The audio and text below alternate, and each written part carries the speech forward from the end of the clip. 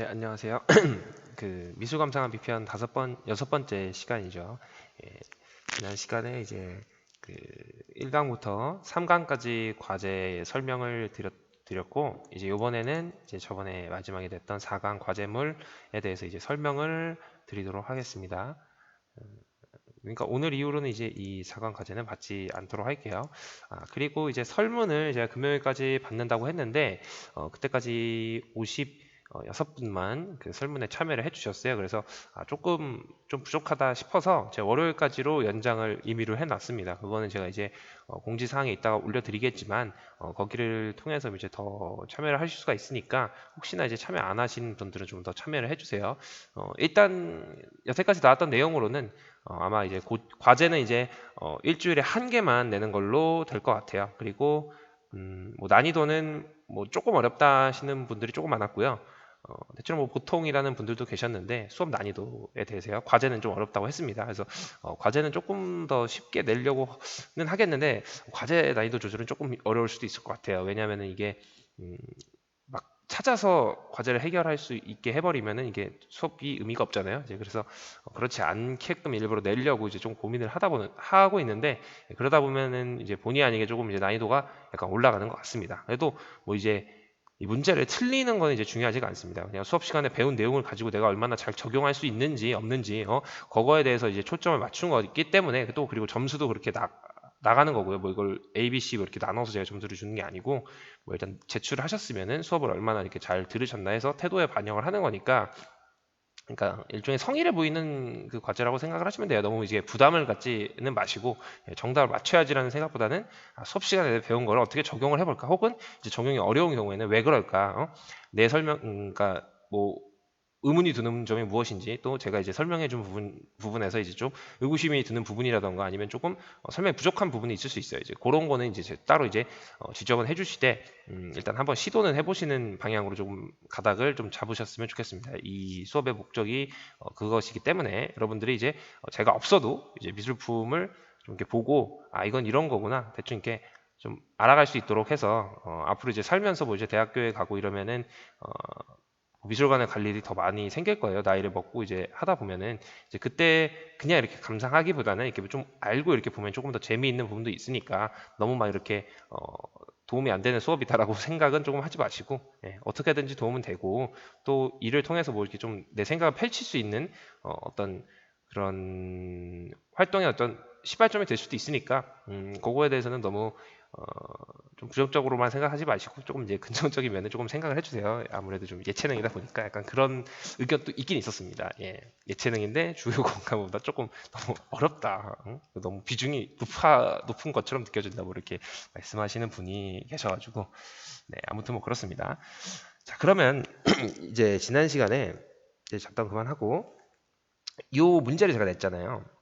이 문제의 의도는 뭐였을까요? 우리가 일단 지난 시간에 배웠던 개념이 뭐였죠? 일단 전통주의 회화라는 걸 크게 배우고, 그리고 나서 이제 전통적인 회화의 특징 외에 이제 그거에 반하는 이제 사조로서 다양한 것들이 이제 등장하기 시작했다 그랬어요. 예를 들어 뭐 낭만주의부터 뭐 사실주의, 혹은 이제 표현주의, 뭐 야수파, 또 뭐 미래파랑 입체파 이렇게 있는데, 미래파랑 입체파는 제가 수업을 안 했던 것 같아요. 근데 어쨌든 그런 식으로 계속 나아가면서 점점 이제 모더니즘이라는 개념에 좀 도달을 하게 된다 그랬어요. 근데 결국에 모더니즘을 이제 가장 그냥 간단하게, 이걸 간단하게 설명할 수는 없고, 모더니즘에도 또 다양한 사조가 있습니다. 그렇지만 큰 맥락을 제가 설명을 드린 거예요. 그러니까 오해는 하지 마시기 바랍니다. 그래서 가장 큰 개념으로 얘기했을 때, 모더니즘이라는 것은, 우리가 흔히 모던하다라고 얘기하는 것은 어떤 그 대상이 가지고 있는 그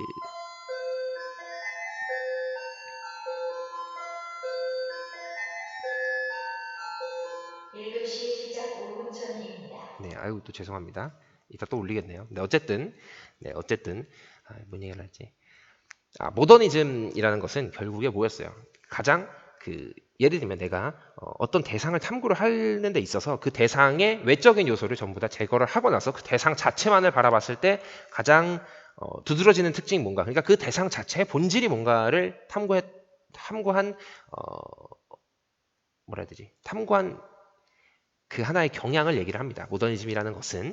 그래서 이제 건축에 있어서는 기능을 강조를 하게 됐고, 그러다 보니까 그 기능 외적인 장식적인 요소들을 어떻게 했다 그랬습니까? 다 제거를 했다 그랬죠. 그래서 그 건축물이 갖는 우리가 지금 흔히 알고 있는 아파트 형태라던가 혹은 이제 빌라의 그 어떤 정형화된 형태, 우리가 흔히 모듈러라고 하는 개념이 있는데요. 그거는 이제 또 르꼬르비지에라는 그 건축가가 내세운 개념이기도 합니다. 예를 들면 이제 뭐 인간이 팔을 이렇게 뻗어가지고 평균적인 인간 사이즈의 인간이 이제 팔을 뻗어서 그 높이를 잰 다음에 그걸 하나의 규격으로 만들어서 이제 문 사이즈라던가 문에 달려 있는 이 손잡이의 위치부터 해서 천장의 높이 이런 걸 다 재단화했어요. 그리고 이 사람이 그 2차 세계대전 당시에 이제 전쟁을 했으니까 막 도시가 막 부서졌잖아요. 그래서 건물을 이제 막 지어야 되는데 건물을 빠르고 효과적으로 짓게 하다 보니까 지금도 이제 그 필리핀에서는 그 시멘트로 그 집 틀을 찍어냅니다. 집 틀을 찍어내요. 그 다음에 가지고 와서 그 집 틀만 세워서 거푸집을 이렇게 끼워가지고 거기서 즉석에서 철근 심고 콘크리트 해가지고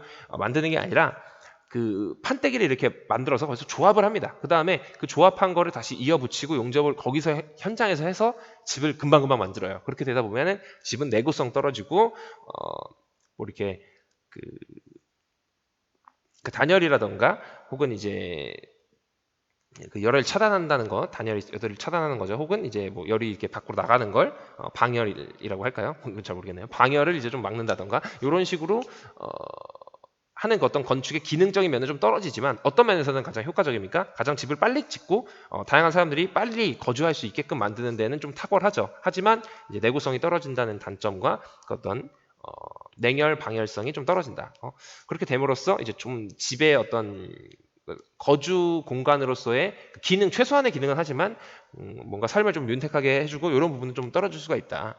그걸 이제 아셔야 됩니다. 근데 어쨌든 그때 이제 그 사람이 모듈러라는 개념을 도입을 했는데 그게 이제 쉽게 설명을 하면은 이제 오늘날처럼 우리 왜 컨테이너 박스에다가 그 물건들을 이제 적재하지 않습니까? 그거를 건축의 한 틀로 생각하시면 돼요. 그래서 그 모듈이라는 정해진 그 콘크리트 틀이 있습니다. 그 틀을 공장에서 대량으로 찍어서 그거를 가지고 와가지고 현장에서 조립을 하는 겁니다. 그 필리핀이 지금 그 건물을 짓는 것처럼 그런 방식을 사용을 하고 있어요. 물론 필리핀은 그 껍데기만 가지고 와서 껍데기를 이제 조립을 하는 방법이고 이 모듈러라는 것은 하나의 틀을 가지고 와서 그 틀을 조합하는 방식인데 조금 다릅니다. 근데 어쨌든 그런 방식을 고안해내서 빠른 시간에 대규모의 그 사람들이 거주를 할 수 있는 공간을 만듭니다. 그때는 어때요? 다 그 장식이나 이런 게 다 필요가 없죠. 그런 것보다는 그냥 빨리 만들어서 빨리 많은 사람들이 수용할 수 있는 그런 효과성을 극대화할 수 있는 그런 건축을 추구하게 된 겁니다. 그런 거에 있어서 이제 나중에 이제 공장이 발달하고 하면서 인구가 밀집되지 않습니까? 옛날에는 그 한 마을에 적정 인구가 살았다면 이제는 그 한 도시라는 공간에 굉장히 밀집된 인구가 살고 있습니다. 서울을 보면 그렇죠. 그렇기 때문에 그 밀집된 인구를 수용할 수 있기 위해서 어떤 게 당연하게 당연히 발전할 수밖에 없습니까? 아파트가 발전할 수밖에 없죠. 근데 그 아파트도 그 돈 많은 사람들은 정말 그 주택 땅을 막 넓게 사서 막 2층, 3층 집을 짓고 살지만 그럼에도 불구하고 아파트 중에서도 그 고층, 스카이라인이라고 하죠. 우리가 흔히 굉장히 높은 그 최고층에 살고 있는 그런 사람들은 어때요? 돈이 굉장히 많아야 됩니다. 이제 그런 타겟층들부터 이제 뭐 다양하게 그러니까 그런 뭐 한 건물에 굉장히 많은 사람들이 산다고 해서 그게 이제 뭐 좀 질적으로 떨어지는 사람들이 아니라 굉장히 부유한 사람들도 그런 고급 아파트에 자기만의 어떤 그 요새를 지어놓고 그렇게 사는 거죠. 뭐 지금의 강남이 그렇지만.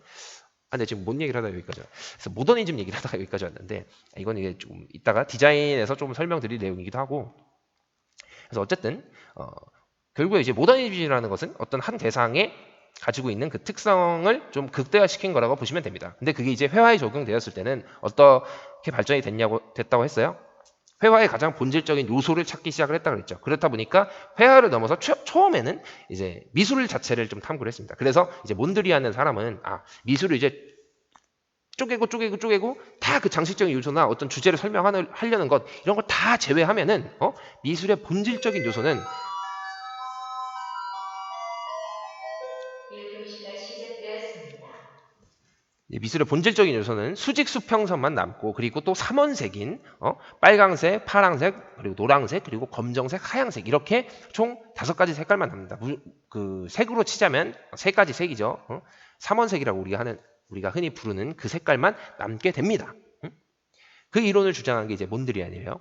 그러니까 우리가 이전에 배웠던 조형 요소와 원리로 분해를 했다고 보시면 돼요. 그래서 여기 보시면 결국에 조형 요소와 원리의 가장 기본이 되는 그 어떤 형태들이 여기에 다 들어가 있는 겁니다. 이 그림 안에는. 그러니까 이게 하나의 미술이라고 볼 수가 있는 거죠. 회화라기보다는. 이때는 미술에 초점을 맞추고 가장 최소화를 시켰어요. 그랬는데 결국에 이 몬드리안이 그렸던 이 회화라는 거는 뭡니까? 결국에 그림이죠.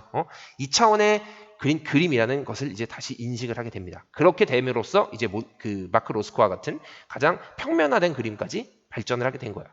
근데 이제 평면에서 회화라는 그 물질의 평면성에 도달을 하지 않았습니까? 그럼 이제 이 다음에 뭐가 나올 것 같아요? 이 다음에 이제 미니멀리즘이라는 게 나오는데 그거는 이제 이 회화라는 것도 결국에 뭐냐? 응? 우리가 알고 있는 이 캔버스라는 그 천대기, 그 천을 가지고 있는 그 어떤 사각형의 틀을 가진 그 우리가 흔히 그걸 왁구라고 하는데 그림 틀을 얘기를 해요. 그 일본어긴 하죠. 외래어인데 쓰면 안 됩니다. 틀을 얘기하는 거예요. 거라는 게 어쨌든 그래서 그 나무로 되어진 그 틀을 이야기합니다. 근데 그 틀도 결국 나무로 이루어져 있기 때문에 여러분들 혹시 그 캔버스를 실제로 본 적이 뭐 있으시겠죠? 대부분 이제 그분들은 이제 옆을 이렇게 보시면 그게 이제 두께가 있습니다. 두께가 왜 있냐면 그 캔버스 천이 있고 그 천을 이제 편편하게 고정하기 위해서 그 나무 틀 그거를 이제 외곽 프레임에 짜게 됩니다. 이제 그 다음에 거기에다가 그 천을 이렇게 당겨서 그 타카라고 하죠. 그걸 그 못을 이제 박아가지고 이제 편편한 화면을 만듭니다. 근데 결국에 그 옆에서 보면은 그게 두께가 있기 때문에 어때요? 결국엔 이게 그 사람들은 평면이라고 생각을 했지만 평면이 아니다라는 개념을 이야기를 하는 사람이 생겨요. 그게 이제 도널드 저드라는 그 조각가인데 그 조각가는 결국에 나중에 너네가 이렇게 평면을 추구해서 평면이 됐어. 평면이 된 건 좋은데 결국에 이제 캔버스 옆면을 보라고. 옆면을 보면 어때? 캔버스도 결국엔 뭐야? 물질이지. 두께가 있어. 그럼 이건 결국에 환원을 하게 되면 뭐냐? 캔버스라는 것은 결국에 입체라는 거예요. 그래서 이 사람은 그냥 네모의 입방체를 있는 그대로 제시를 합니다. 미니멀리즘이라고 하는 것은 우리가 흔히 일상 속에서 자주 쓰지 않습니까? 이건 참 미니멀해 라고 얘기하는 것은 굉장히 뭔가 단순한 걸 이야기합니다. 근데 그 단순한 것 중에서도 가장 기초적인 형태를 이야기하는 게 바로 미니멀리즘이에요. 그래서 어떠한 작가의 주관을 담아서 어떤 거를 왜곡하거나 변형시키는 것이 아니라 그 물성 있는 그대로를 보여주자라는 그 생각이 바로 미니멀리즘의 출발입니다. 그래서 왜 그 사람들이 했던 작업 중에 뭐가 있냐면 그 댄 플레빈이라는 작가는 뭐 그 우리가 알고 있는 그 형광등 있죠. 형광등을 그냥 이렇게 가져와서 전시장에 이렇게 꽂아 넣습니다. 그게 작품이에요. 굉장히 좀 난해하죠. 혹은 이제 벽돌 있잖아요. 우리 그 공사장에서 쓰는 그 벽돌을 한 300개 가져옵니다. 그 다음에 전시장에 300개를 바닥에 깔아놔요. 그럼 그게 작품이 됩니다. 혹은 이제 철판떼기 있죠. 철판떼기 정말 한 그 두께가 한 5mm 정도 되는 뭐 그 두께의 의미는 없습니다. 근데 어쨌든 그렇게 얇은 철판떼기를 가지고 와서 그것도 바닥에 펼쳐놔요. 그럼 그게 작품입니다. 그런 식의 작품들을 소개를 해줘요. 이따가 제가 그림을 잠깐 보여드리긴 할 건데 근데 어쨌든 그런 식의 개념이 막 발전하게 된 겁니다. 그럼 이제 우리가 이 사실을 가지고 요 두 작품을 보게 되면 제가 처음에 이 몬드리안이라는 작품을 방금 어디에 초점을 뒀다고 얘기를 했었죠? 이 작품은 뭘 최소화했다? 회화? 아니죠. 미술이라고 했어요. 미술 자체를 최소화했기 때문에 이 삼원색이랑 수직 수평선 그리고 이 검고 흰색으로 뭘 했다? 환원을 했다. 일종의 그린버그가 주장한 그 환원주의 이전에 이 사람은 이 개념을 펼쳤던 사람인데 어쨌든 이런 식으로 환원했다는 것은 어떤 한 대상의 속성을 좀 바꿔서 좀 긍정적으로 좀 변화시킨 거를 얘기를 합니다. 부정적인 건 아니고요. 근데 어쨌든 과학에서 그 왜 화학 시간에 환원작용 배우잖아요. 문과분들도 계셔가지고 좀 헷갈릴 수도 있는데 근데 어쨌든 어떤 대상을 좀 정제를 한다라고 조금 쉽게 설명을 정제한다? 정제한다 뭐가 좀 와닿진 않는데 약간 그런 느낌의 말이라고 보시면 돼요. 그래서 어쨌든 잘 정제해가지고 이 미술 작품이라는 것을 하나의 이런 요소들로 환원을 시킨 겁니다. 근데 그린버거가 주장했던 건 뭐였어요? 평면이라고 그랬죠. 응? 그러면서 제가 이 로스코의 그림을 얘기하면서 이게 뭐가 더 평면적이라고 제가 설명을 드렸습니까? 이게 여기에다가는 이제 A로 적어주셨는데 여기다가는 마크 로스코의 작품을 써주시고 그 다음에 마크 로스코가 스테이닝 기법을 사용을 해서 가장 평면적이고 평편한 작품을 만들었다라고 적어주신 분이 계세요. 이제 그분은 이제 한번 조금 생각을 좀 다시 해보세요. 그런 분들이 이제 한 분이 아니라 좀 여러 분 계셨어요. 그래가지고 한번 생각을 잘 해보시기 바랍니다. 제가 여기서 환원주의라는 이론을 이야기하며 회화의 본질을 뭐로 보았다? 평면으로 모았다. 사실 제가 여기서 답을 이렇게 다 드렸습니다. 그래서 이게 어렵게 이렇게 생각할 문제가 아닌데 뭔가 이 환원주의라는 이 개념과 어떤 이 본질을 평면으로 했다. 뭐 이 말이 조금 헷갈리게 다가왔을 수도 있다고 생각을 해요. 그래서 뭐 이제 환원주의를 직접 검색해가지고 뭐 이 개념을 이제 펼쳐서 서술을 해주신 분도 있었는데 제가 그 댓글이 이제 좀 기억이 안 나서 이제 그거에 대해서는 제가 다 일일이 분석을 해드렸어요. 어떤 부분이 이제 환원을 의미를 한다. 그분이 이제 써주셨던 거는 뭐 대략적으로 뭔가 전통적인 것을 거부를 하고 뭔가 하나의 그 돌출구로 뭐 이렇게 들어갔다 뭐 그런 내용이나 아무튼 그런 내용이었습니다. 그래서 제가 그 설명을 드렸는데 그분은 이제 그 설명을 보시고 나서 그 개념 정리에서 약간 오해하셨던 부분이 있어요. 그러니까 그 개념이라는 것은 이제 우리가 인터넷에서 검색을 하면 지금 여기가 인터넷이 안 돼가지고 제가 지금 그걸 보여드릴 수가 없는데 무슨 내용이었는지 좀 한번 다시 검색을 해볼게요. 핸드폰으로 잠시만요. 개념을 보고 제가 설명을 드리는 편이 조금 좋을 것 같아요. 예. 그래서 이렇게 막 헷갈리시면은 검색하는 것은 굉장히 좋은 습관이에요. 좋은 습관이고 그렇게 이제 하나의 개념을 배워간다는 것은 굉장히 좋은 그 학습 태도인데 그게 이제 잘못되면 여러분들이 이걸 좀 확대 해석을 할 수가 있습니다. 잘못 해석을 할 수가 있어요. 그 개념 설명이라는 것은 그 어떤 그 하나의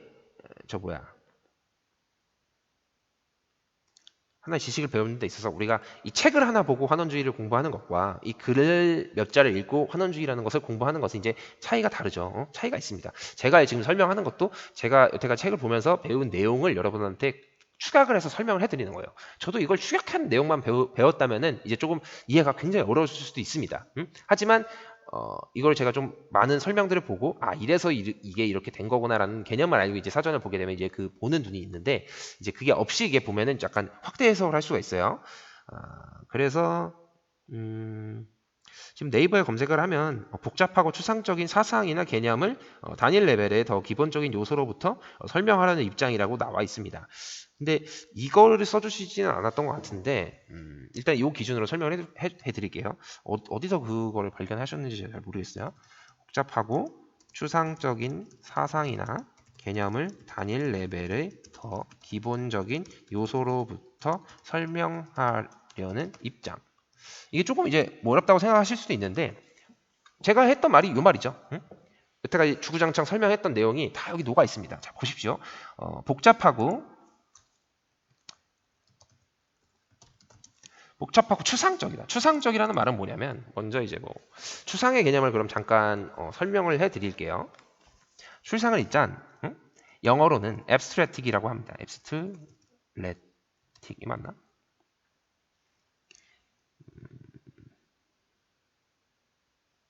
rect. 네, 이건 것 같아요. abstract. 네, 이거 맞네요. 그래서 이게 무슨 말이냐면 사전에 검색을 하시면 떼어내다 뭐 추출하다라는 의미로 나올 거예요. 추출하다. 근데 이 말이 어디서 나왔냐면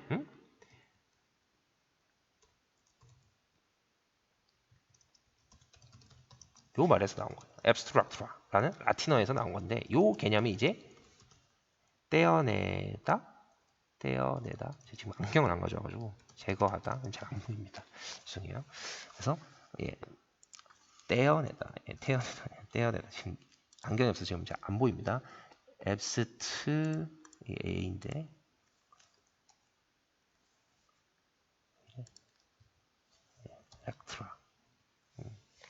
abstractus 이거 맞습니다.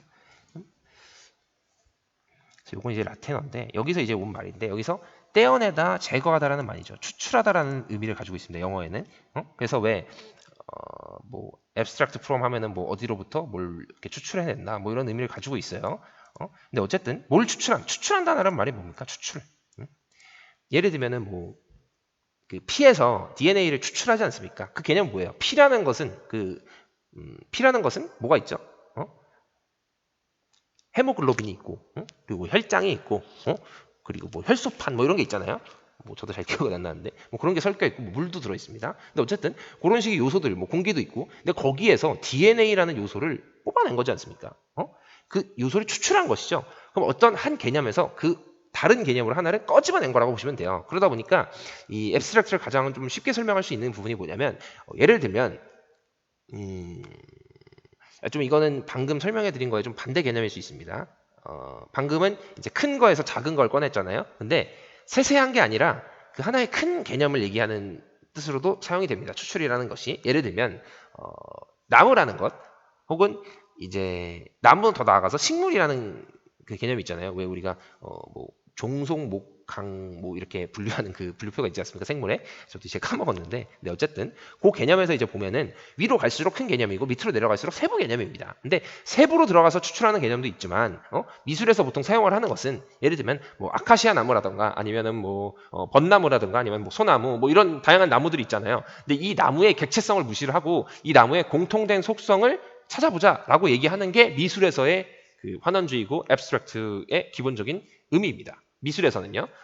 그러니까 단일 개념을 좀 이렇게 파고드는 개념이라기보다는 하나의 거대한 담론을 좀 찾아내는 거대한 그 개념을 발견해내는 것이라고 보면 돼요. 일반적으로 그렇다. 그래서 지금 위에 보시면은 이 추출을 했죠. 이 사람들이. 이 그림이라는 것에는 다양한 주제가 있었다고 그랬습니다. 지난번에 이제 뭐 종교도 있고, 뭐 재현하는 그림도 있고, 사람들의 초상화도 있고, 자화상도 있고, 뭐 다양한 그림들이 있어요. 그리고 또 뭐 다양한 사조들이 있었습니다. 뭐 르네상스부터 해서 낭만주의 뭐 그런 것, 낭만주의 뭐 입체파, 뭐 이때는 다 그게 이미 발현된 후였어요. 입체파 이후에요. 이 몬드리안이라는 작가는. 근데 어쨌든. 그러니까 그런 다양한 미술 사조들과 다양한 미술들이 있는데 거기에서 가장 본질이 되는 가장 핵심적인 요소, 가장 나무 혹은 이제 식물에 속하는 어떤 거대한 개념을 이제 이 몬드리안이라는 사람이 던진 거예요. 그래서 그 추상이라는 개념에는 그런 어떤 하나의 대상에서 뭔가 하나를 끄집어낸다라는 의미를 가지고 있어요. 방금 맨 처음에 설명드렸다시피 하나의 거대한 대상에서 하나의 개별적인 특성을 이렇게 뽑아내는 것도 추출이라고 합니다. 근데 그거는 개별적인 특성이라기보다는 그 어떤 결국에 그 DNA라는 게 우리 인간을 대표하는 어떤 무언가잖아요. 근데 그게 이제 미술로 보자면 그것도 미술을 대표하는 무언가가 될 수 있는 거죠. 어떤 하나의 대상을 대표할 수 있는데 그 DNA라는 것 자체가 대표성을 가지고 있지 않습니까? 예를 들면 그 인간의 DNA를 가지고 뭐 원숭이의 DNA와 비교를 했을 때 어떤 몇 부분이 뭐 일치를 하냐 이런 걸 가지고 이제 우리가 흔히 생물을 비교를 하고 나서 이제 뭐 진화론을 얘기를 하잖아요. 근데 어쨌든 그런 개념으로 봤을 때는 그 DNA라는 것은 인간성을 대표하는 어떻게 보면 작은 그 큰 데에서 작은 걸 꺼낸 거긴 하지만 그 작은 게 큰 대상을 대표하기도 하죠.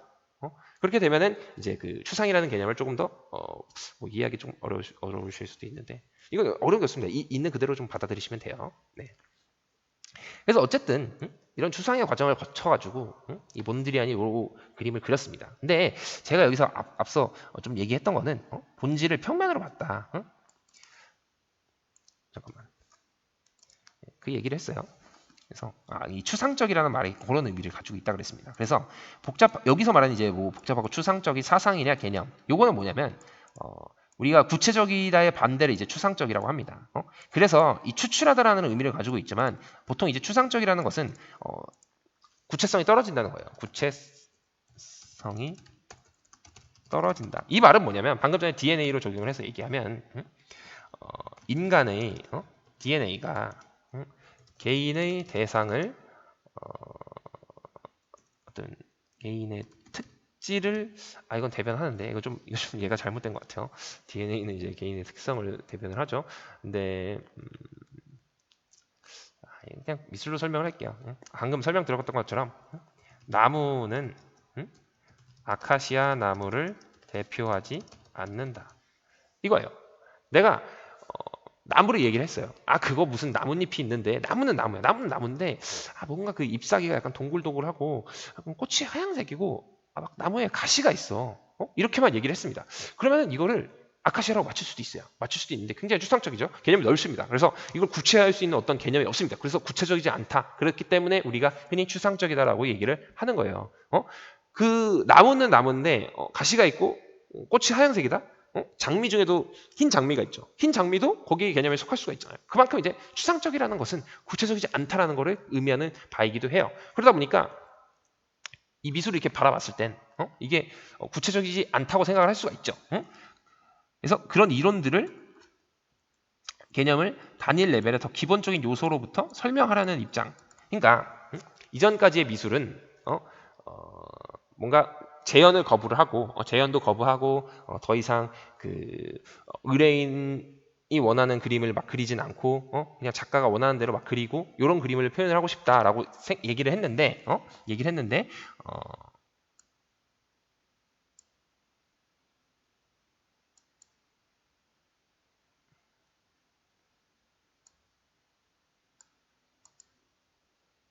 뭔 얘기를 하다 그랬지? 자꾸 생각이 안 나네. 다른 생각을 하다 보니까. 네, 추상적이라는 것은 구체적이지 않기 때문에 더 기본적인 요소로 설명을 하려 했다. 그러니까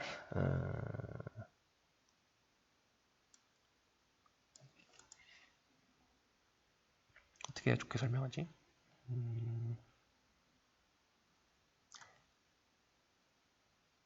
그러니까 앞서 말했던 그 미술을 어떻게 그러니까 추상적이라는 걸 쓰면서 하자. 자꾸 까먹네.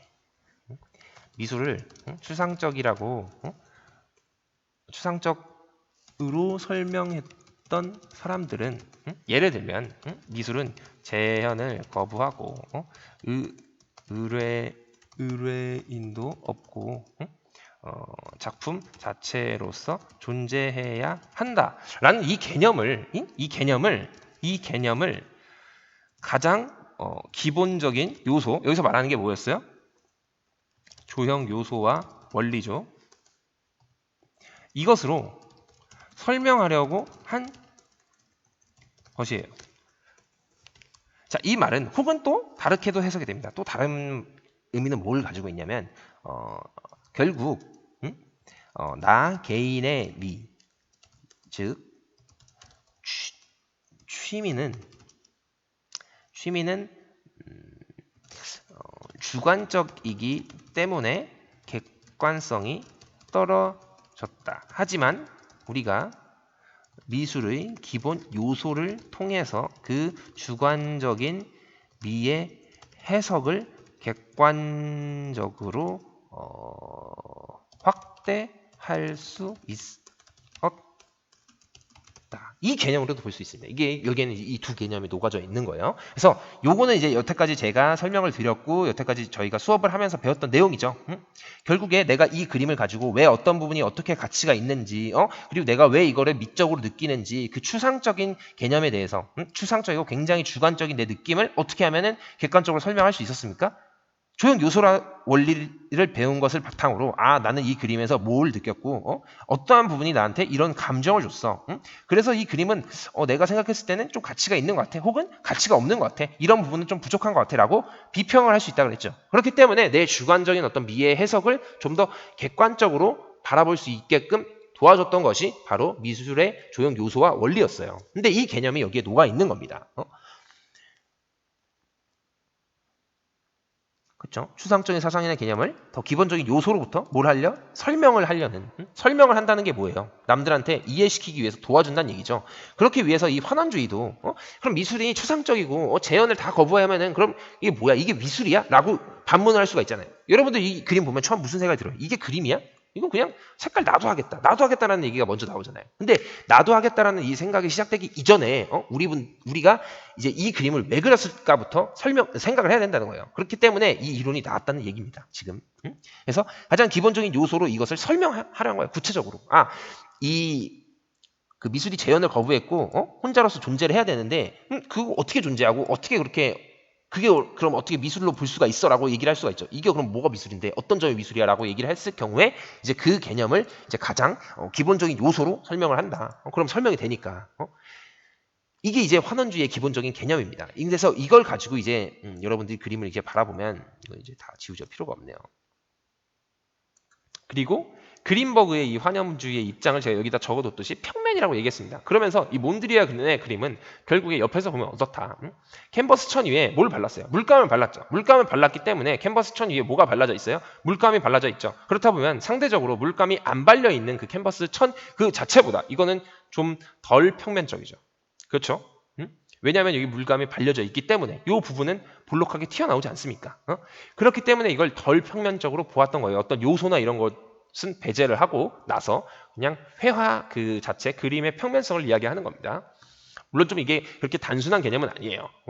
이런 뭐 형태를 다 아예 그냥 여기 보시면 아예 그 어떤 그 법칙에서도 좀 벗어난 듯한 모습을 보여주죠. 왜냐하면 이 사람도 어쨌든지 간에 그 색이라는 개념, 그 색의 가장 기본 요소랑 어떤 틀이 있지 않습니까? 이 직선과 그 수직선과 수직선과 수평선의 어떤 이 조화를 통해서 어떤 이 틀이 생기지 않습니까? 이 틀까지 이 사람이 이제 거부를 해버린 거예요. 그러니까 좀 더 미술을 약간 단순화시켰다고 생각하시는 것도 좀 맞습니다. 근데 궁극적인 목적에서는 그 평면화시켰다. 화면을 더욱더 편편하게 만들었다라는 개념이 들어갔다 그랬어요. 그럼 여기서 A, B를 비교한 다음에 이유를 설술하라고 그랬죠. 그럼 제 설명을 듣고 나면 이제 B라는 얘기를 하게 되지 않겠어요?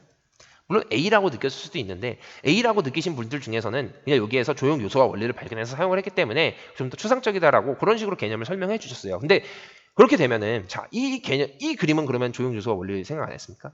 그렇죠. 더 했죠, 오히려. 색만 있잖아요. 사실 따지고 보면은. 형도 없고 색만 있습니다. 색만. 색 하나만 있어요. 여기는 조형 요소와 원리가 몇 개가 있죠? 적어도 선이랑 선, 그리고 면도 들어가 있고, 그리고 또 뭐가 들어가 있죠? 뭐 이거를 이제 점적인 요소로 볼 수도 있습니다. 그리고 또 뭐가 있을까요? 조화를 볼 수도 있겠죠. 조화, 조화, 혹은 이제 뭐 이 흑백의 대비를 볼 수도 있을 거고요. 뭐 이렇게 다양하게 좀 많이 나옵니다. 조형 요소와 원리가 다양하게 더 많이 막 들어가 있어요. 근데 요거는 보면은 뭐 흔하게 조화, 혹은 뭐 이제 강조를 느낄 수도 있고, 요거는 강조도 똑같이 느끼죠. 그리고 색 일단 느껴집니다. 근데 뭐 선이나 면이나 형이나 이런 건 잘 느껴지지 않아요. 물론 이 하나의 형태를 형으로도 볼 수도 있습니다. 그러면 한 4개. 그러니까 요거는 좀 더 오히려 조형 요소와 원리를 찾을 때는 얘는 좀 덜 발견할 수가 있어요. 근데 덜 발견하고 더 발견하고 해서 더 발견하게 그러면 더 좋은 미술이고 더 단순한 미술이야라고 얘기하면 그건 설득력이 없죠. 응? 여기서 바로 그 환원주의 개념을 설명하지 않았습니까? 어떤 게 더 평면적이냐를 기준으로 제가 설명을 하라고 했는데 뭔가 이 조형 요소와 원리를 환원을 했다. 그렇기 때문에 몬드리안의 그림이 좀 더 뭔가 그린버그의 이론에 부합하는 것 같다라고 하는 것은 설득력이 없다 그랬습니다. 응? 그래서 제가 이제 이 스테이닝 기법이라는 걸 설명을 드렸던 거고요. 그럼 이제 그 스테이닝 기법을 관점으로 저 B라는 그림을 설명을 해보면은 B라고 적고 뭐 로스코의 작품은 몬드리안의 회화보다 더 평면적이다. 그 이유는 물감을 스며들게 만들어서 이전의 그림들보다 더 평면적인 그림이 되었기 때문이다 라고 설명할 수가 있습니다. 왜? 이전의 그림은 평면적이기도 하면서 조형 요소와 원리의 기본 속성으로 미술이란 개념을 표현한 점에 있어서는 그의 개념에 크겐 부합하지만 그럼에도 물감이라는 재료가 화면의 위에 묻어나기 때문에 상대적으로 덜 평면적이라고 볼 수 있다라고 설명할 수가 있어요. 그럼 이 기준으로 봤을 때는 명확한 겁니다. 명확한 거예요. 뭐 이렇게 되면 헷갈리거나 할 수가 없습니다. 그리고 크게 어려운 개념은 또 아니에요.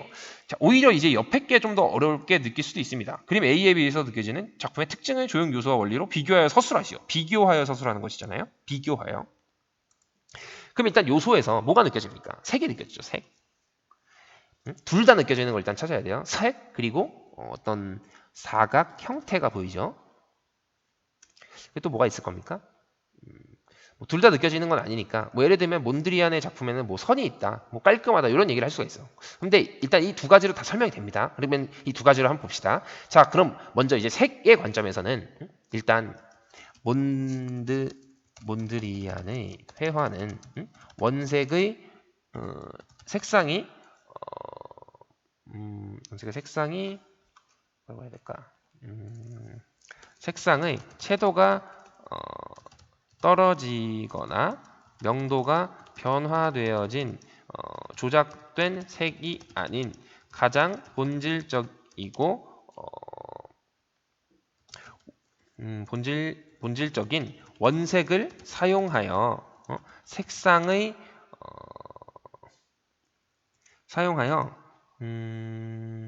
가장 기본 요소를 보여준 반면에 로스코의 색상에서는 어떻습니까 지금? 빨강색을 쓰긴 했는데 빨강색이 이게 잘 찾아주셨더라고요. 이 테두리에 흰색을 근데 발랐다는 분들이 계셨습니다. 근데 제가 뭐라 그랬어요? 이건 스테이닝 기법이라고 해서 이 사람이 그 스펀지에다가 물감을 이제 스미게 해가지고 그 캔버스에다 이렇게 쭉쭉 짠 거예요. 그러다 보면은 10번 겹친 데랑 한 번 겹친 데랑 차이가 나죠. 한 번 겹친 데는 상대적으로 덜 색깔이 진하게 나오지 않겠습니까? 우리가 왜 물감을 이렇게 칠하다 보면 한 번 칠한 데보다는 두 번, 세 번, 네 번 이렇게 여러 번 바르게 되면 더 진하게 되죠. 그 원리를 사용을 한 거예요. 그래서 이 부분에 흰색을 칠한 게 아니라 상대적으로 빨간색을 좀 덜 칠한 부분이라고 생각을 하시면 돼요. 그래서 록스코의 색상에서는 지금 보시면 요 색은 거의 원색의 빨강에 가깝습니다. 근데 좀 이렇게 진하기가 좀 낮은 거예요. 이건 굉장히 진한 거고 거의 뭐 원색이라고 보시면 돼요. 이거는 섞이지는 않았습니다. 그러면은 색상에서는 원색의 적색을, 물론 이 사람이 원색의 적색만 사용한 건 아니에요. 물론 원색이 아닌 좀 약간 탁한 색도 쓰고 그 크림스 레드라고 해서 그 붉은 계열의 이제 약간 갈색깔을 좀 가미한 그런 색깔을 사용하기도 했습니다. 근데 뭐 어쨌든 그건 추가적인 거고 이 그림만 보면 그렇다는 거예요. 그래서 원색의 적색을 사용하였음에도 불구하고 상대적으로 색상이 덜 스며들게 되어진 부분에서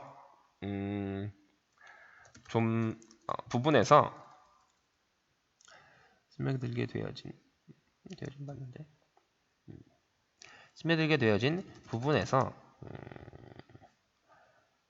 진한 부분과 상대적으로 옅은 부분이 생겨나 화면에 깊이감을 주기도 한다. 자, 이 말이 뭐냐면 여기 부분이 좀 더 진해 보인다. 여러분 그 블루홀 아세요? 블루홀? 블루홀? 그래서 그림에 빠져드는 느낌이 든다. 이거는 뭐 이 로스코의 그림을 본 사람들의 어떤 그 경험담을 이제 좀 취합을 해가지고 이 사람이 이게 이런 글이 있습니다. 이런 글을 제가 좀 참고를 했어요. 근데 어쨌든 깊이감을 주기도 한다는 그 얘기가 그 왜 블루홀 보시면 겉에 있는 파란색은 좀 상대적으로 옅은데 그 가운데 있는 그 진한 파란색 있지 않습니까? 거기에는 뭐가 느껴져요? 깊이감이 느껴지죠. 그런 걸 이제 설명하는 분들이 좀 있어요. 미술 그 사학자 중에서는. 근데 저도 그건 좀 공감은 합니다. 왜냐하면은 상대적으로 좀 진한 부분은 좀 더 깊어 보일 수밖에 없어요. 우리가 그림을 그리게 되면 그런 경우가 있습니다. 근데 그걸 의도했다고는 얘기는 안 했어요. 로스코는 그냥 이 그림에서 어떤 신적인 영감을 얻거나 어떤 그 숭고한 느낌을 담아서 그림을 표현했다라고는 설명을 해요. 이 사람이 뭐 약간 그 종교적인 그 색채가 굉장히 좀 진했어요. 이 사람은 기독교 신자였는데, 근데 어쨌든 그래서 그 로스코 채플이라는 그 성당 같은 그 사원도 있어요. 그래서 어쨌든 거기 들어가시면 이제 그림이 굉장히 큽니다. 한 10m 정도 되는 길이의 그림이 이렇게 한 방에 이렇게 앞면에 이렇게 그려져 있어요. 그걸 보고 이제 거기서 우는 사람들도 생기고 뭐 그럽니다. 그 그림이랑 색채에 압도를 당하는 거죠. 근데 그 압도당하는 것에 있어서 이제 미학자들이 분석을 하니까 여기서 이렇게 좀 빠져들어가는 듯한 느낌을 주더라. 혹은 이제 뭐 이런 건 뭐 중앙적이니까 빼버려도 됩니다. 근데 상대적으로 진한 부분과 뭐 옅은 부분이 생겨나 화면이 좀 더 화면에서 보다 다양한 톤의 변화를 느낄 수 있다. 뭐 이 정도로 적죠. 주관을 빼고. 자, 그러면 이제 사각 형태를 또 한번 봅시다. 사각 형태. 얘는 어때요? 굉장히 깔끔하죠. 근데 여기는 제가 의도한 바가 있습니다. 사각형 형태를 보시면 크게는 이제 사각형인 건 맞아요. 사각형이 두 개가 있죠. 근데 이 사각형 외곽을 보시면 깔끔합니까? 깔끔하지 않습니다. 그럼 이제 이걸 보면은 몬드리안의 회화는 사각형 틀이 아주 날카롭게 정제되어진 반면에 로스코의 회화의 사각형은 마치 외곽으로 퍼져나가는 듯이 거칠게 마무리가 되어 있어서 뭐가 느껴집니까? 뭔가 화면이 확장되는 느낌? 화면이 확장되어지는 듯한 느낌이 들며 더욱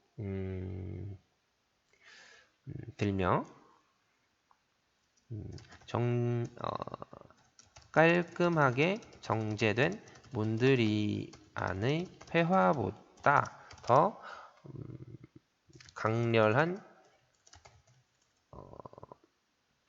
이미지가 느껴지는 것 같다. 뭐 이런 식으로 설명을 하죠. 보통 이제 여기서는 뭔가 좀 더 힘이 느껴진다고 해석을 하시는 분들이 조금 있습니다. 그래서 이걸 좀 반영을 한 거예요. 그럼 이 정도로 이제 설명을 할 수가 있을 것 같아요. 뭐 또 더 찾자면은 뭐 더 있겠죠. 지금 뭐 한번 비교를 해볼까요?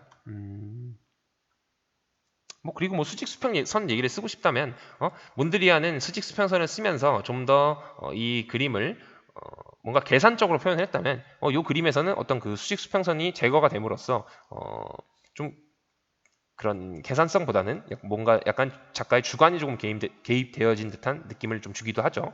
그리고 또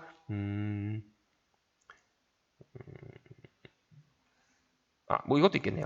여기서는 다양한 색채를 사용을 하고 그리고 현저히 다른 대상을 이렇게 비교를 하면서 어떤 강조나 어떤 이런 대상들의 대조 조화를 느낄 수가 있다면 다른 이미지들이잖아요. 어떻게 보면 색깔들이. 근데 이미지가 다르지만 크게 뭘 이루고 있습니까? 이 화면 안에서 다 조화를 이루고 있죠. 그래서 여기서 우리는 대조 조화를 느낄 수 있지만 하지만 그 마크 로스코의 작품에서는 유사 조화, 비슷한 것들끼리 이제 어울리는 유사 조화를 느낄 수 있다. 상대적으로 뭐 이런 식으로 두 개를 비교해서 설명할 수가 있죠. 지금 제가 여기서 설명했던 것들은 다 뭐냐면 어떤 가치를 설명한 게 아닙니다. 그렇죠? 요거도 사실은 그린버그의 이론에 이 사람 작품이 더 부합을 할 뿐이지 뭐 얘가 더 업그레이드 되고 얘가 더 나은 거다라는 개념은 아니에요. 지금 그렇죠. 제가 여기서 그냥 서술을 한 겁니다. 두 개를 비교를 해가지고 얘는 그런데 얘는 그렇다 라는 걸 얘기한 거지 않습니까? 우리가 항상 어떤 걸 비교를 할 때도 이 대상을 일단 깎아내리면 안 됩니다. 물론 깎아내릴 수는 있어요. 왜냐하면은 이래서 나는 이게 더 좋다라고 내 취미를 얘기할 수 있잖아요. 내 자유를 얘기할 수 있습니다. 그거는 죄가 안 돼요. 근데 이걸 가지고 마크 로스코의 그림이 그러니까 더 업그레이드 된 버전이고 좀 더 그린버그의 회화 이론에 부합하니까 몬드리안보다는 얘가 좀 더 가치 있는 그림이야 라고 내가 얘기할 수 있습니까? 그건 없습니다.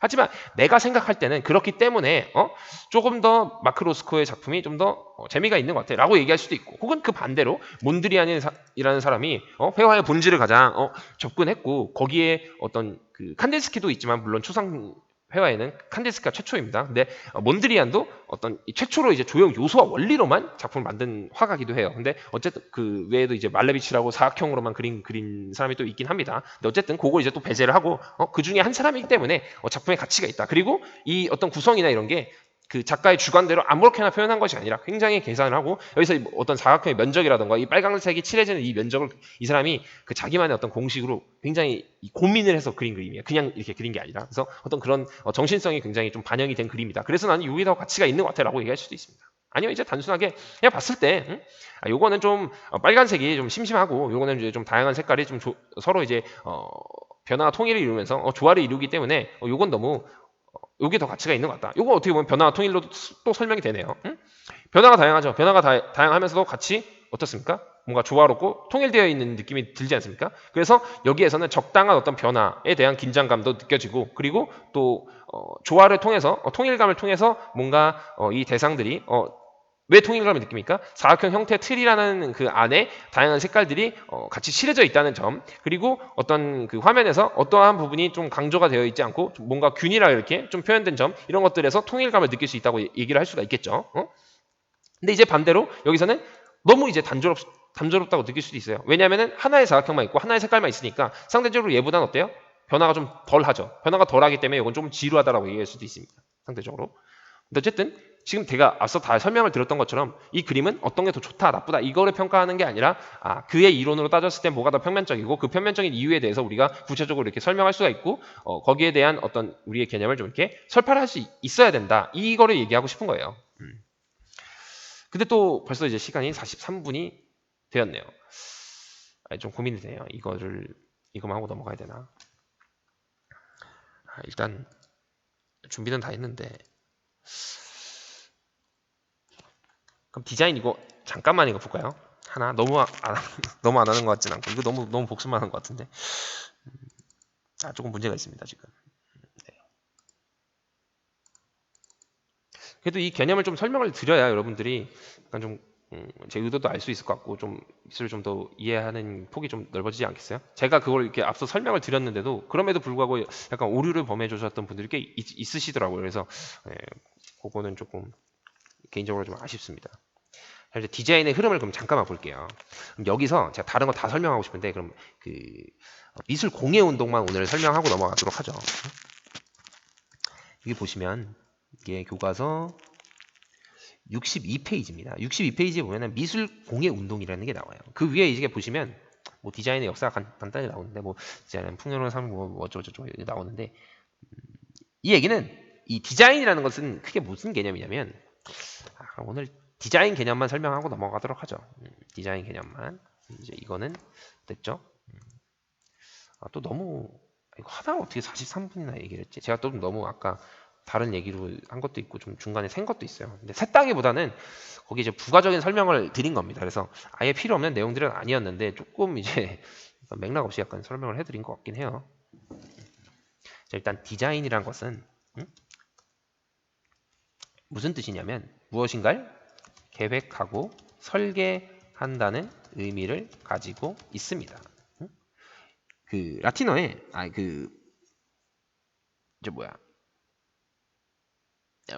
네, 데시그나레라는 말이 있어요. 이거는 뭐 계획하고 뭐 설계하다라는 의미를 똑같이 가지고 있습니다. 그래서 이제 뭐 이거에서 발전해서 뭐 이제 디자인이 됐다, 혹은 뭐 이제 데생도 이제 프랑스어로 뭔가 이제 그걸 계획해서 이제 묘사를 하는 걸 얘기를 해요. 그림 그린다는 얘기인데 크게는. 근데 어쨌든 그런 개념에서 다 발전을 한 겁니다. 근데 어쨌든 디자인은 크게 우리가 무엇을 작품을 만들 때 그 작품에 대한 계획을 세우는 일이라고 생각을 하시면 돼요. 그래서 우리가 뭐 흔히 제품 디자인을 한다 그러면 제품에 대한 어떤 계획을 세우는 것이고, 시각 디자인이라고 하는 것은 우리가 보고 있는 이 바라보는 대부분의 시각적인 모든 것들 있죠. 그러니까 비주얼 아트라고 하는 것은 모든 것을 얘기를 하는 거예요. 우리가 눈으로 보는 모든 것을 얘기를 하는 겁니다. 사실은 크게 얘기하면. 근데 시각 디자인이라는 그 개념에서 보자면 그냥 왜 우리가 그 광고 이미지 있죠. 광고 이미지라던가 아니면 포스터 이미지 그런 것들을 좀 주돼서 얘기를 하긴 합니다. 어떤 캐릭터를 디자인한다던가. 근데 상업 디자인은 말 그대로 그냥 뭐 지금 여러분들 뭐 컴퓨터 보고 있는 거 있죠. 컴퓨터 그 외형을 디자인한다던가 아니면 그 마우스 디자인을 한다던가 아니면 핸드폰 그 외형을 디자인한다던가 이런 게 이제 제품 디자인, 산업 디자인에 속해 있습니다. 근데 어쨌든 이 계획하고 설계한다는 의미를 가지고 있었던 이 디자인이라는 것은 그래서 옛날부터 사람들이 또 어디 갔어? 뛰어났는데. 이거구나. 죄송.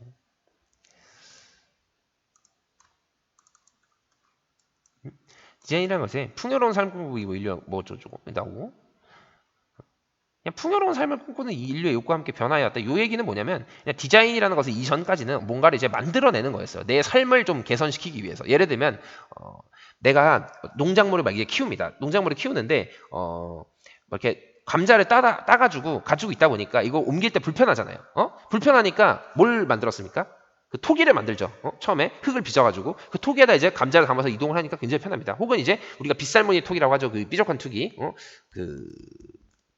그 토기에다가 물고기 같은 걸 뭐 담았다는 얘기도 있고, 그 물고기 비늘 같은 모양이 있어서, 혹은 이제 뭐 거기다가 뭐 그냥 다른 음식들을 담았다. 그래서 어디다 세웠다. 그 흙에 땅을 파가지고 그 밑에가 뾰족하잖아요. 그걸 이렇게 박아가지고 세워놓는 역할을 했다. 뭐 이런 얘기가 있지 않습니까? 근데 그게 다 어떤 목적이었어요? 풍요로운 삶을 위해서 그 사람들이 계획하고 만들어낸 것들이었죠.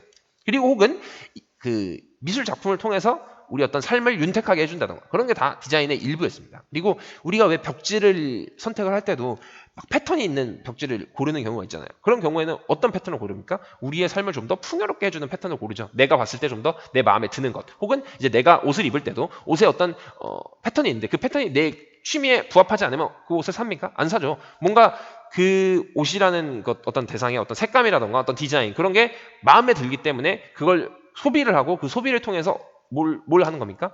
풍요로운 삶을 꿈꾸는 것이죠. 근데 이게 옛날부터 그래왔다. 그래서 여기서 말하는 건 고대부터 이어져 왔다는 게 다 그런 의미를 내포하고 있는 거예요. 그리고 인쇄기술과 등장과 함께 광고와 그래픽 디자인이 시작되었다. 이 얘기가 뭐냐면 앞서 얘기한 그 시각 디자인의 개념이 여기서부터 발현이 됐다고 보시면 돼요. 광고를 하다 보니까 사람들한테 어떤 제품을 설명을 해야 됩니다. 제품을 설명해야 되고 이 제품을 더 많이 팔아야 돼요. 남들보다. 근데 그 제품을 더 많이 팔기 위해서는 이미 똑같은 기능을 가지고 있습니다. 예를 들면 다 똑같은 자전거예요. 다 똑같은 자전거인데 누구랑 이제 차별성을 두냐 이거에 대한 설명을 드리는 거예요. 예를 들면 지금 가장 좀 대표적인 게 이제 뭐 아디다스랑 나이키가 있겠죠. 아디다스라는 그 브랜드랑 나이키라는 어떤 그 브랜드의 뭐 개인적인 취미는 반영되어질 수 있지만 어떤 기술적인 면에서 어떤 게 더 뛰어나다 혹은 얘는 상대적으로 좀 뒤떨어진다라고 얘기할 수 있습니까? 어떤 기능적인 면에서는 그런 건 없죠. 다만 이제 디자인을 가지고 그 디자인을 얼마나 잘 홍보를 하는가 혹은 또 그 디자인이랑 그 어떤 브랜드의 가치 그런 걸 어떤 광고를 통해서 좀 더 그 가치를 잘 설명을 해주느냐 이게 중요하다 그랬죠. 그래서 왜 최근에 그 나이키가 그 어떤 이제 그 스포츠를 잘 몰라가지고 그 약간 성차별 아닌데 흑인의 인권을 좀 대변하는 뭐 어떤 야구 선수였나요? 뭐 그 선수를 아무튼 그런 좀 논란이 있는 그런 선수를 후원을 했는데 그래서 이제 그 나이키 신발을 막 불태우고 백인들이 막 그런 사건이 일어난 적이 있습니다. 근데 그게 어떻게 보면은 그 다문화라는 그 초점을 두고 그 선수를 후원을 해가지고 뭔가 좀 더 그 미국 말고 이제 좀 주류를 가지고 있는 서구권 이외에 이제 비서구권 사람들한테 그리고 또 흑인들한테 어떤 그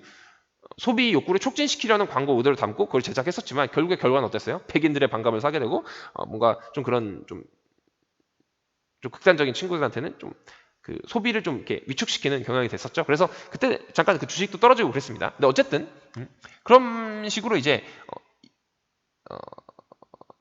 그게 이제 광고의 역할이라는 거예요. 광고의 하나의 역할. 그래서 여기서 이제 인쇄 기술의 등장과 함께 광고와 그래픽 디자인이 시작되었다 이 말은 인쇄가 되니까 사람들한테 어때요? 이전까지는 설명을 하려면 다 수필로 써야 됐죠. 자필로 써서 설명을 해야 되는데 인쇄술이 발전을 하니까 사람들한테 좀 더 그 광고라는 것을 쉽게 할 수 있게 됐어요. 응? 왜냐하면 내가 직접 안 써도 되니까 안 써도 되고 직접 이렇게 발품을 팔아서 설명할 필요가 없고 어떤 전단지를 하나 만들어서 이거를 사람들한테 설명을 하면은 좀 더 효과적으로 또 많이 또 빠른 시간에 설명할 수 있지 않습니까? 그렇기 때문에 어떤 광고 같이 발전했다는 뭐 그런 얘기예요.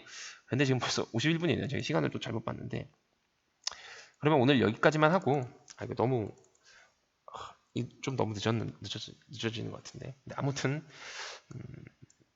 그럼 일단은 오늘은 여기까지만 수업을 나가고요. 다음 시간에 이제 디자인 제가 보기에는 다 나갈 수는 없을 것 같고 다음에도 제가 이제 적어도 독일 공장 연맹까지는 제가 설명을 드리도록 하겠습니다.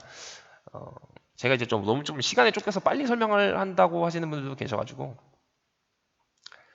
이게 좀 참 어렵네요. 한 번에 이걸 한다는 게 중간에 끊어가면서 하면은 좀 이렇게 편집도 하고 할 텐데 이게 이제 정지하는 기능이 없습니다. 이 제가 촬영하는 이 도구에는 그래서 그것도 한번 고민을 해봐야 되는데 자꾸 제가 좀 쓸데없는 얘기가 수업 시간에 조금 있는 것 같아요.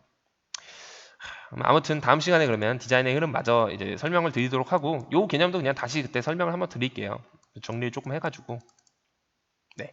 그래서 어쨌든 오늘 그 과제 수고해 주셨고 오늘도 이제 과제는 일단 없고 그럼 이제 다음 시간에 이번 주 다음 시간에 이제 이 디자인 흐름에 대해서 한번 수업을 나간 다음에 과제를 하나 내도록 할게요. 그럼 이제 그 과제를 수행해 주시고 오늘도 이번에도 그러면 과제는 없는 걸로 하겠습니다. 배운 것도 없으니까. 네, 아무튼 그 모더니즘이라는 것을 여러분들이 좀 이렇게 다시 한번 이렇게 좀 잘 생각을 해주세요. 그래서 제가 이 문제를 왜 냈는지 또 어려운 문제가 전혀 없지 않습니까? 제가 저랑 같이 해결하니까 우리가 여태까지 해왔던 것들이고 조형 요소와 원리는 다 해왔던 것들이고 그리고 수업 시간에 그냥 제가 다 던져주지 않았습니까? 스테이닝 기법 써서 더 평면적으로 됐다. 그랬기 때문에 마크로스코어의 그림이 좀 더 평면적인 개념으로 볼 수 있다. 그림 보고의 입장에서는. 근데 그거를 제가 앞서 계속 설명을 드렸다시피 어떤 그림이 더 우월하다, 우월하지 않다라는 것을 말씀드리는 것이 아니라 그거는 이제 별개의 문제고 그 미술품 자체를 바라볼 수 있는 어떤 관점을 여러분들한테 좀 이렇게 설명을 드린다고 했어요. 그러니까 그거를 생각해서 생각을 해주시고 요소와 원리도 어떤 게 더 낫다. 좀 더 떨어진다. 요거를 얘기한 개념은 아니니까 거기에 너무 좀 이렇게 편협한 생각을 가지 않도록 하시고 후에 나온 게 더 좋다라는 생각도 버리세요. 옛날에 나온 게 더 좋을 수도 있습니다. 모나리자 지금 보세요. 모나리자 언제 만들어졌습니까? 1600년대에 만들어졌는데 그 지금도 이제 각광받고 루브르에서는 가장 인기가 최고인 그림 아닙니까? 벌써 500년이나 지났는데 그럼에도 불구하고 그걸 가지고 옛날이고 뭔가 재현을 했다. 근데 심지어 사진보다 좀 별로다라고 얘기하면서 그걸 폄하할 수도 있습니다. 물론. 그런 어떤 제한적인 거를 추구하는 입장에서는 근데 이제 대부분의 사람들이 아직도 그 그림에 대해서 열광하는 것은 어떤 그런 사진의 재현성을 떠나서 그 그림이 가지고 있는 어떤 음흉한 미술하던가 혹은 그 그림의 그림 속에 숨어져 있는 어떤 스푸마토라는 기법을 통해서 어떤 우리 감흥을 좀 더 불러일으키고 좀 더 상상할 수 있는 계기를 만들어 주게 된 어떤 그런 그림이라고 볼 수도 있죠. 그리고 또 눈썹이 없다는 것 자체가 얼마나 좀 미스테리합니까? 그런 어떤 그 스토리적인 요소들을 굉장히 많이 담고 있기 때문에 지금도 회자가 되고 있고 많은 사람들이 그 그림을 분석하고 좀 더 설명을 하고 거기에다 의미를 부여하려는 것도 있어요. 근데 뭐 어쨌든 여러분들이 그러니까 미술품을 좋고 나쁘다라고 볼 수는 있습니다. 개인의 주관에 따라서. 근데 그게 절대적이다라는 관점은 버리세요. 제가 여기서 설명해 드리는 것도 그렇고 그 미학자들이 설명하는 개념도 그렇고 그 개념은 다 그 자기의 주관을 객관적으로 서술을 해가지고 책을 쓴 거일 뿐입니다. 응? 이 사람의 그림을 굉장히 뭐 열심히 분석을 해가지고 그 하나의 의견을 낸 것 뿐이에요. 근데 그걸 이제 저희가 학습을 한 다음에 이제 그걸 기준으로 이제 좀 설명하는 경향이 있긴 있습니다. 거기에 근데 우리가 공감을 한다, 공감하지 않다 정도의 취미는 우리가 스스로 얘기할 수가 있죠. 근데 그 근거가 있어야 된다고 항상 얘기를 했습니다. 뭐 그냥 이건 그냥 그래서 싫어라고 얘기하기보다는 이건 이렇기 때문에 내 좀 취미와는 부합하지 않는 것 같아라고 설명을 하다 보면 내 자신에 대한 취미에 대해서도 좀 더 객관적으로 알게 되고 그러다 보면 내가 뭘 좋아하는지, 내가 어떤 거를 좋아하게 되는지, 또 어떤 내용을 좀 추구를 하는지를 알 수 있게 되는 계기가 되기도 합니다. 예를 들면은 뭐 감정적인 작품이 내가 좋다 그러면은 나는 좀 더 이론적인 개념보다는 감정적인 학문을 공부하는 게 나한테 조금 내 취미에 조금 맞을 수도 있겠다는 생각을 할 수도 있죠. 그렇게 되면은 뭐 수학의 길을 가려고 했지만 좀 더 나는 감성적이고 사람들한테 어떤 내 감정을 좀 설명하는 게 좋아 하면은 문학의 길로 갈 수도 있는 거죠. 뭐 크게 얘기를 하면 어쨌든 그런 개념이 될 수도 있는 거니까 여러분들이 너무 뭐 이게 미술이라고 그림이라고 좀 그렇게 생각하지 마시고 좀 더 좀 넓게 좀 생각할 수 있는 사고를 좀 가졌으면 좋겠습니다. 또 이제 좀 잔소리가 좀 길어졌는데 근데 아무튼 고생하셨고 이게 영상이 좀 너무 긴데 아무튼 고생하셨습니다. 예.